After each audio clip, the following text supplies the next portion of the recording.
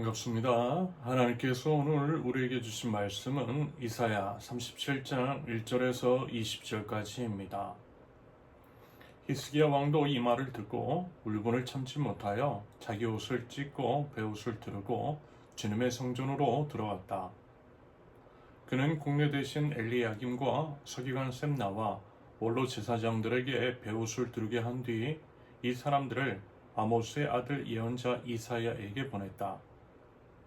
그들은 이사야에게 가서 히스기야 왕의 말씀이라고 하면서 이렇게 말하였다. 오늘은 환난과 징계와 굴욕의 날입니다.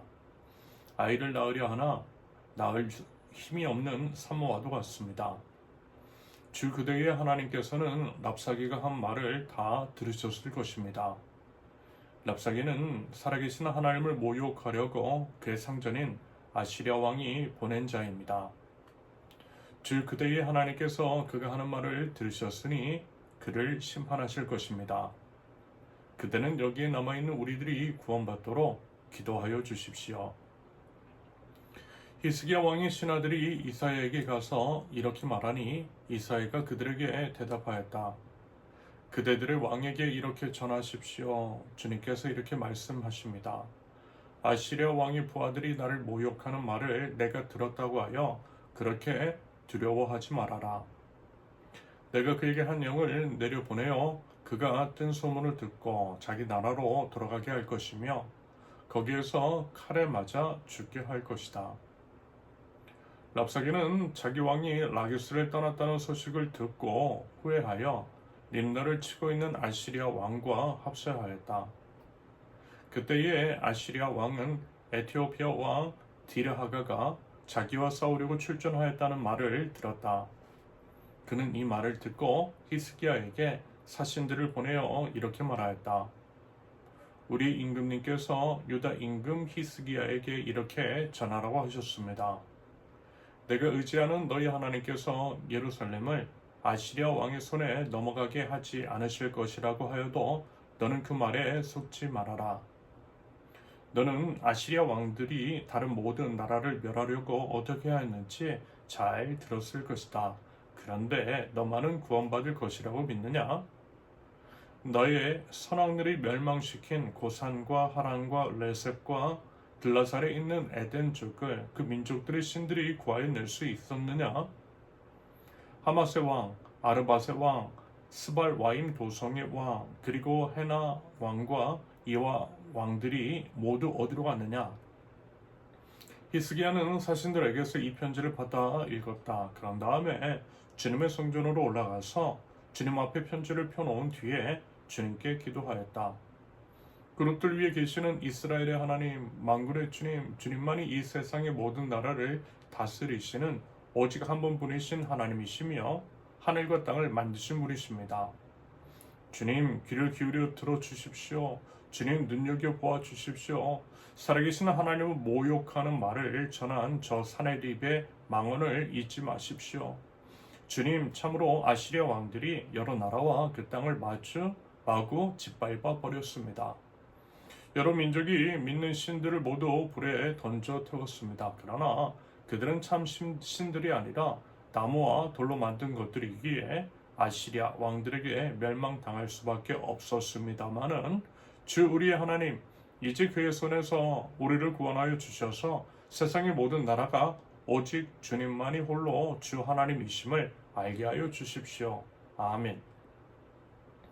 첫째, 기도의 자리로 나아가라. 1절부터 7절까지.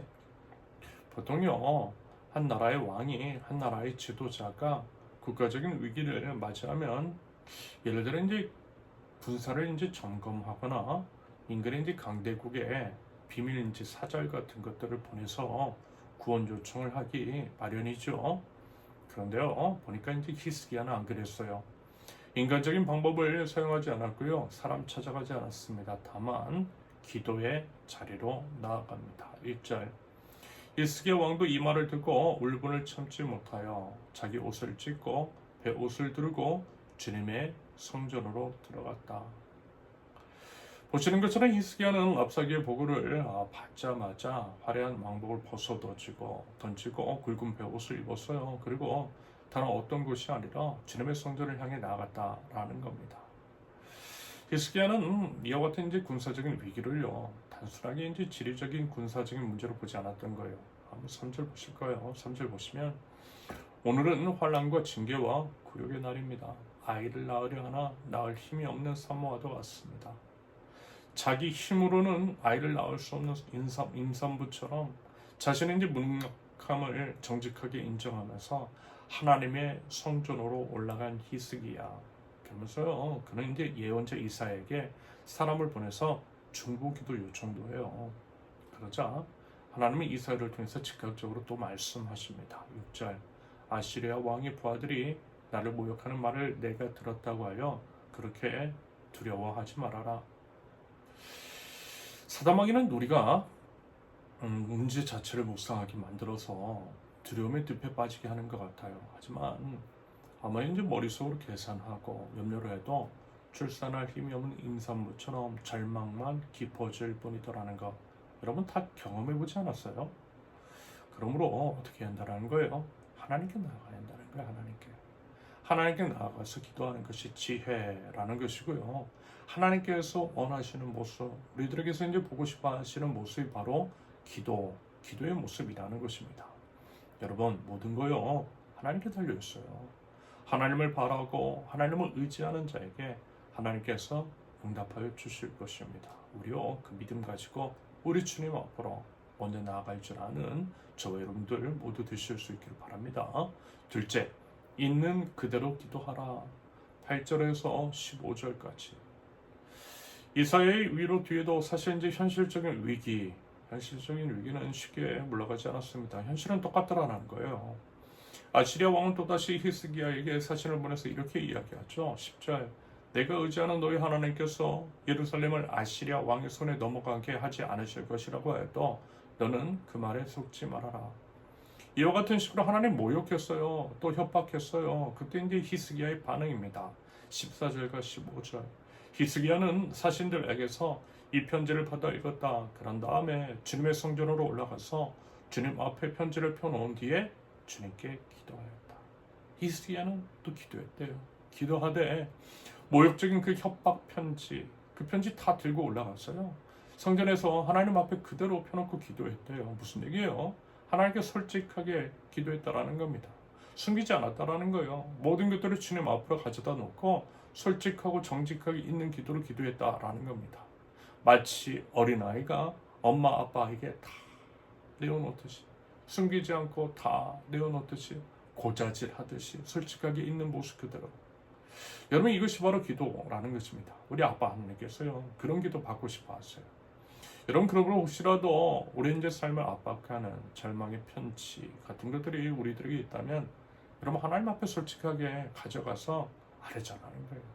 혼자서만 가슴을 품고 애태우지 말자라는 거예요. 아버지 하나님, 제 삶의 현실이 이래요. 주님, 이 모든 것들을 봐주시고요, 저를 좀 불쌍히 여겨주세요.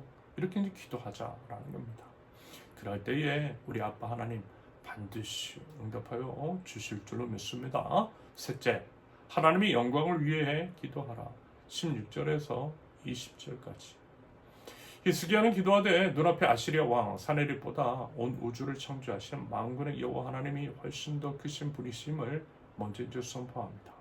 그리고 이제 18절과 19절에서 여러 민족의 신들은 사람의 이제 손으로 만든 나무와 돌에 불과하여 아시리아에게 멸망을 당했지만 여호와 하나님은 뭐라고요? 살계신 유일한 하나님이심을 고백하고 있어요. 그러면서 이제 20절 주 우리 하나님, 이제 그의 손에서 우리를 구원하여 주셔서 세상의 모든 나라가 오직 주님만이 홀로 주 하나님이심을 알게 하여 주십시오.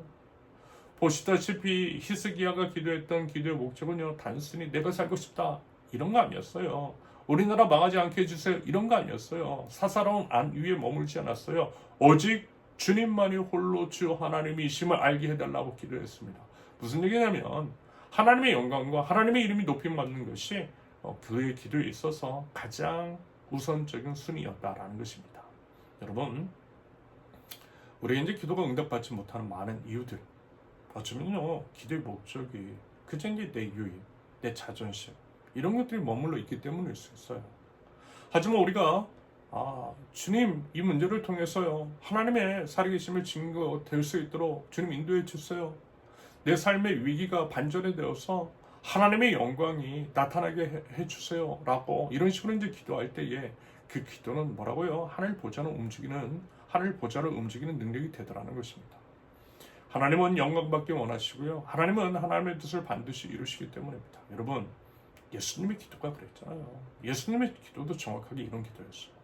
오직 하나님의 영광, 오직 하나님의 뜻을 위한 기도. 그런데 그렇게 기도할 때에 우리가 기도하지 않은 모든 것들까지도 응답해 주시는 하나님이신 줄로 믿습니다. 부디 그 믿음과 지혜의 기도를 올려드리고요. 그럼으로써 응답과 은혜를 경험할 줄 아는 하나님 나라 백성, 저와 여러분들 모두 되실 수 있기를 예수님의 이름으로 축원합니다. 함께 기도합니다. 아버지 하나님, 위기의 순간에 사람이나 세상 방법 찾지 않고 먼저 하나님의 성전으로 올라가 기도하는 죄를 되게 없소서. 죄를 가로막는 절망적인 상황, 근심의 편지들을 주님 앞에 솔직하게 펴놓고 내어 맡기는 믿음으로 주님께 기도드리겠습니다. 무엇보다 제 삶의 문제를 통해 오직 살아계신 하나님만이 참 하나님이심을 세상 가운데 힘써 증거할 수 있도록 주님 제 입술과 모든 삶을 하나님 인도하여 주시옵소서. 예수님의 이름으로 기도합니다. 아멘. 하나님께서 오늘 우리에게 주신 말씀과 각자의 기도 제목을 놓고 우리 잠시 기도합니다.